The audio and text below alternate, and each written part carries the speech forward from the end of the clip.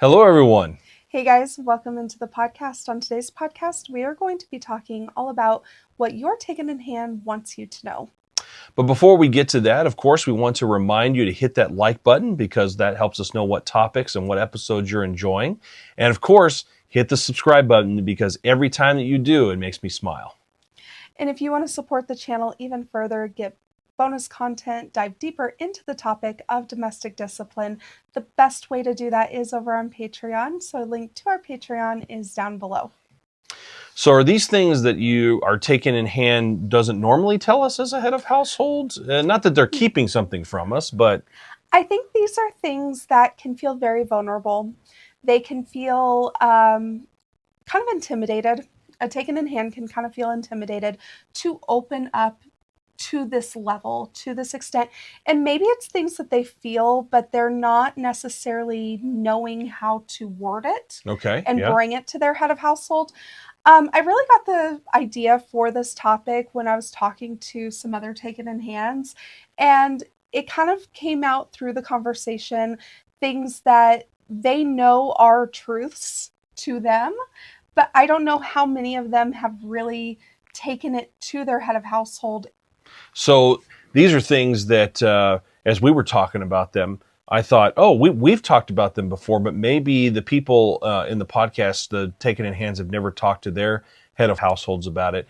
And so thought that this would be a good way to explore this topic because I think this, by talking about this really helped take our relationship to the next level when we talked about these things. It does. And I think that having this open communication, being able to have this dialogue, it really does help kind of take your relationship to that next level. It helps you grow together and grow an understanding of each other. And of course, we're going to do a whole episode on the head of household perspective. So this is just the taken in hand side of things that if we are being super vulnerable, super honest, and being very plain in our communication, plainly communicating to our head of household, these are things I think most taken in hands would want to communicate. Now, of course, this list is not going to be extensive or universal. There are things that may not be applicable to you, but at least maybe this will get the conversation started. So what's the first one? So the first one is that we really do want boundaries. I think that you can speak to the head of household side here, but I think sometimes I have noticed that a head of household might be somewhat trepidatious about setting boundaries, setting rules, creating standards because they don't know how their taken in hand will react.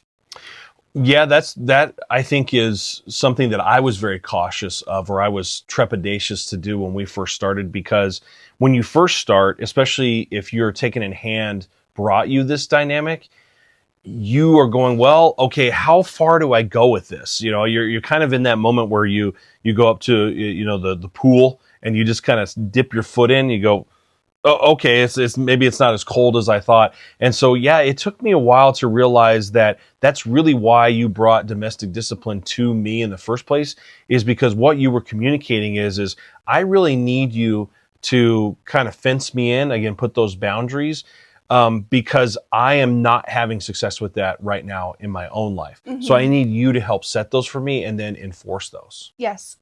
And I think that for me at least, I noticed that in our early relationship, you were trying to be very cautious. You were trying to kind of very, at a slow and steady pace, kind of ease our way into where we are now. Yeah. And I know for myself, I really wanted to kind of jump into the deep end. I wanted to just say, okay, this is the way life is now. These are the rules and standards. These are the boundaries.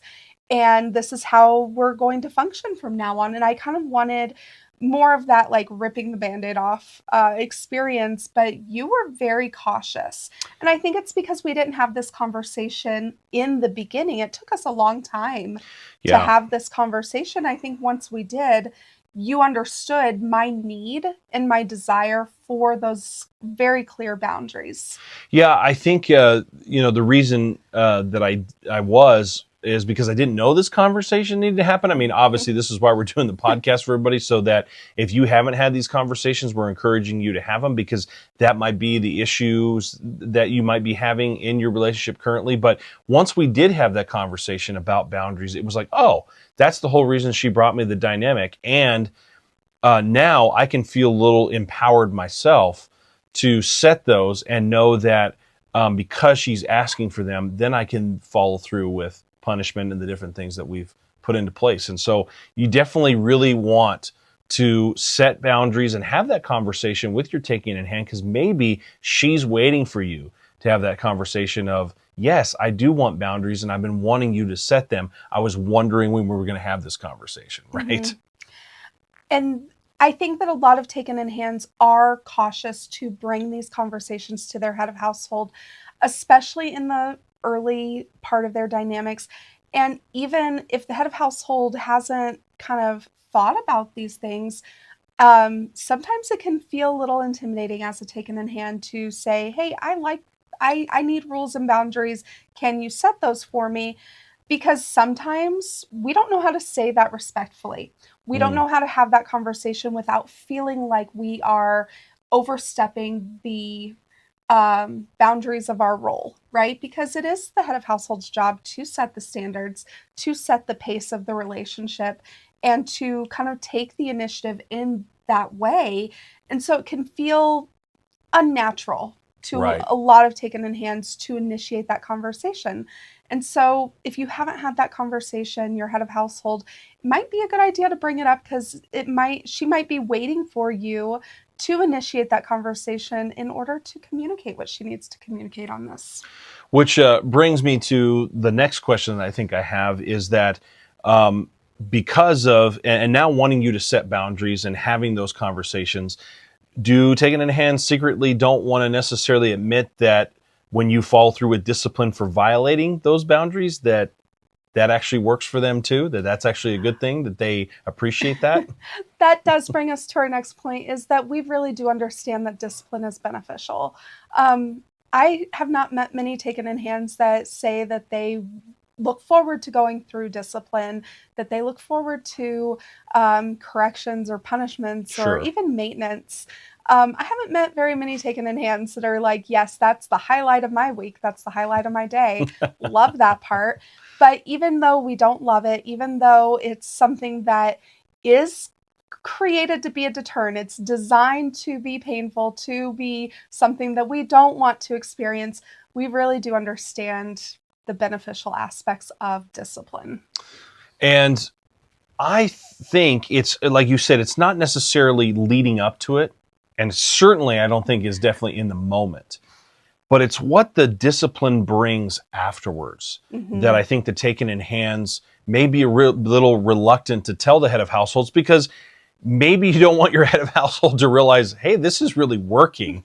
Now, in my opinion, is that we did have this discussion, but I saw a change in just how you were acting. I saw a Mm-hmm. change in how you were treating me, the respect you were giving me, how you were interacting with our daughter. You know, all these different things. There was just a change in you, and so I realized, even when we were talking about it, I think that she would say post discipline, post correction, all those things, that this really is beneficial to her. It really is. And like you said, like the leading up to it, it's not something that I'm like, oh, I really it's not even something that I'm feeling like, oh, I need this. Like sometimes I'm like, I've learned my lesson. I won't do it again. Like, can that be enough? And obviously, I don't have those conversations because that's extremely disrespectful to Coda's position as the head of household when he's decided to hold discipline. But that is the internal thought process where I'm like, I don't really need this spanking in order to learn my lesson. I did. I've learned my lesson. I won't do it. But at the end of the day, going through the process of that punishment, of that correction, it brings a better outcome. And I do see the benefit of it, especially the long term benefit, the growth that happens afterwards. It is something that, we do domestic discipline, and more specifically, we incorporate the physical discipline aspect into our relationship for a reason. And the reason is that it really is beneficial. Even when we don't want to go through it, even when we may be fighting against it, even Mm.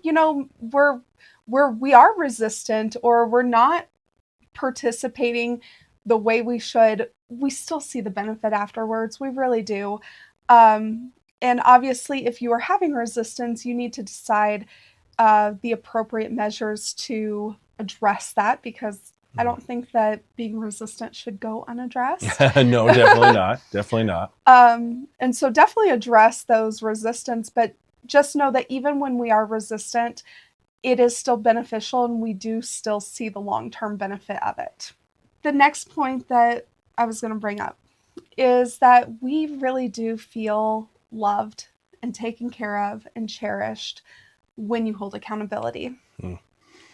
This was one that I remember when we had this conversation. It was, for me, kind of an unpleasant conversation because Arya was coming to me, not in a disrespectful way, but a very vulnerable way, because I was having a hard time holding her accountable.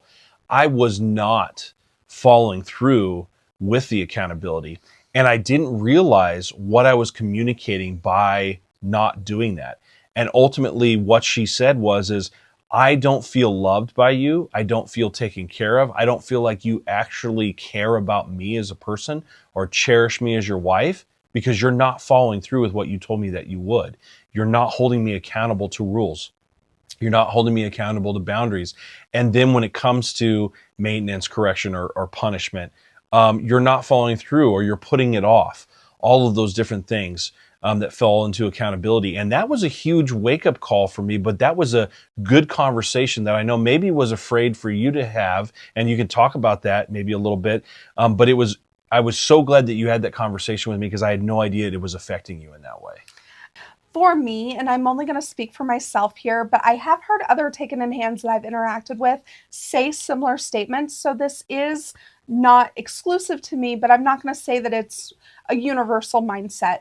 But for me, part of you not holding accountability and that making me feel like you maybe didn't value me or didn't cherish me, didn't take care of me, all of those things really came from more of a place of feeling like you didn't believe in my ability to follow the rules if you were not holding me to them. Mm. And because I just had this thought process where I'm like, if he thought that I was capable of more, he would hold a higher standard. If he thought I was capable of following the rules, he would expect me to follow them. He would be holding me to a higher accountability. And so, since he's not, he must really think that I'm not capable, that I'm not competent. And that made me feel like you had a very low view of me.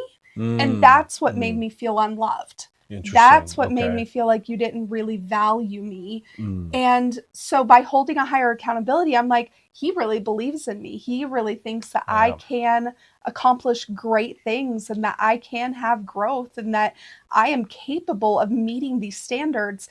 And since he believes in me, I can believe in myself. And it makes me feel very valued, very cherished, and very taken care of when you do that.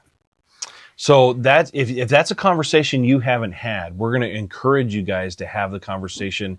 If none of the other points really emphasize this one, all these are important, but this is one that I think you definitely need to have taken in hands and head of household, because that could be some of the reasons you're having trouble with your taken in hand head of households. Because if you're not following through with accountability, or you're questioning yourself, or you're putting things off, this may be where her mind is currently at.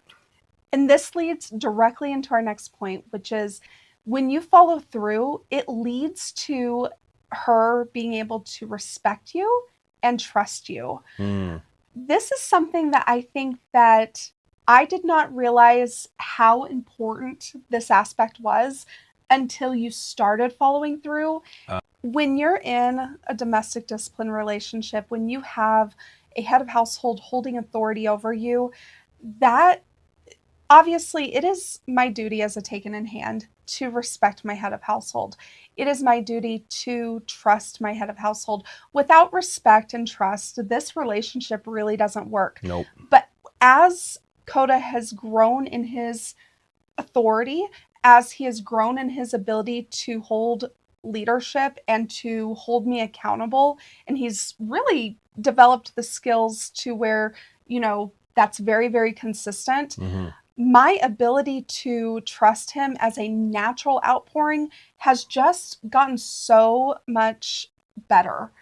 I don't have to try to respect you when you're holding accountability. I don't have to try to trust you. I don't have to convince myself that it's okay to be vulnerable because I know that I can trust you. I know that I can be vulnerable with you.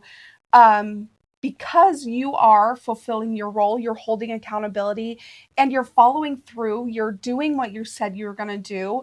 Um, it really just creates this very um, reciprocal relationship where you are giving me what I need and then I can in turn give you what you need. It really does create a better relationship dynamic. Just remember, like, yes, this part of building trust and having respect is holding her accountable, head of households, and again, by she may not even have had this conversation with you, but you can tell by her attitude. You can just tell.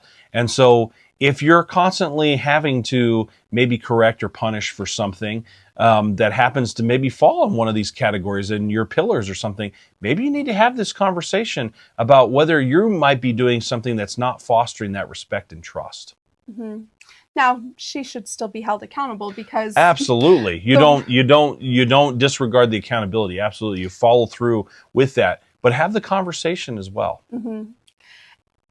Because when you lead, when you can foster this relationship where you are taking the initiative, you are leading, you are guiding, you're taken in hand, it brings so much peace and freedom. And that's my last point is that when we are under strong leadership of our head of household, it gives us the ability to kind of like live within our role to the extent that we feel a sense of freedom. We feel unburdened by trying to manage things that are not ours to manage Yeah. or do things that are not meant for us to be doing.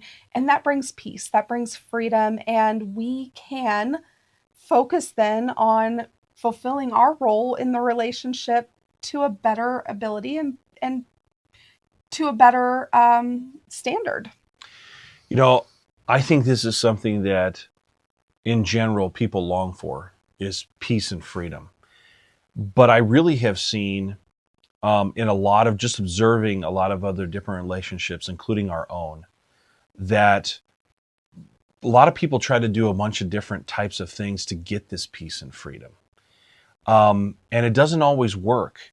And I think the reason it doesn't always work is, again, we've talked about in a domestic discipline relationship how this has nothing to do with value, but it has to do with an order of things.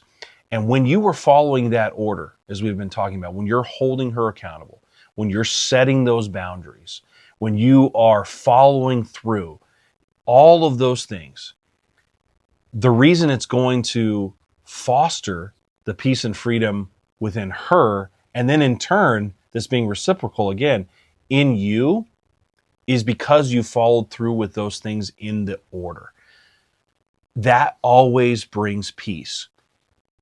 To a certain extent, I don't understand necessarily why it brings peace, because some of that is just it's unknown, right? But the part that I can understand is that as we've been putting this together, A leads to B, which leads to C, and so on. And when we don't do those things, that's why things get out of whack. So if you're finding right now that you're having trouble with peace and freedom in your relationship, again, have that conversation. We think the conversation is important, but then you need to go back and see where in the chain, where's the link that's broken, and fix that, because that could be why you're taking in hand head of households is not feeling peaceful, and you'll know she's not feeling peaceful. You will know because your entire household is going to feel the unrest. You just do. You know exactly when that happens. I think that when I am feeling overburdened, it does come out in my attitude towards you. Absolutely. It comes out in how well I perform my duties and tasks and my responsibilities. Because in general, I try to fulfill my responsibilities with an attitude of gratefulness and with an attitude of joy. Mm-hmm. And when I am feeling burdened, it becomes duty and responsibility, and I exude negativity in my attitude.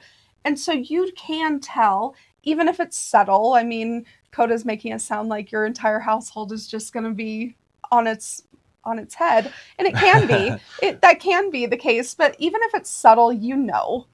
Well, and what I was going to say is even if like you don't have chaos ensuing, you know the feeling where you've walked in and there's no peace because there's just a feeling in the air of this unrest where you're just like something just doesn't feel right. Would you say that it feels like kind of the walking on eggshells? Yes, a little bit, and that's the thing. You just walk in and you just feel this walking on eggshells type of Tension? tension. Yes, that's a great word, tension, and that's what I mean. That is not going to bring you peace. And when that happens, because I'm not perfect and Coda's not perfect, our lives aren't Not at all. perfect.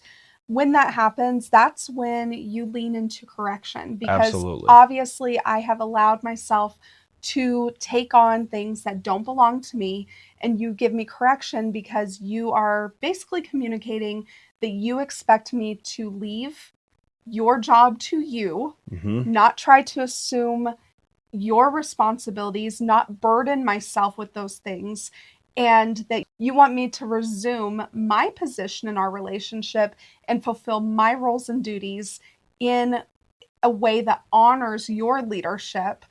And that is what that correction does, is it gives us a process to do that. Mm-hmm. And it brings peace back into the home. And that's part of you following through, because we've had those conversations and you're like, I am not going to walk around on eggshells trying to placate your moods.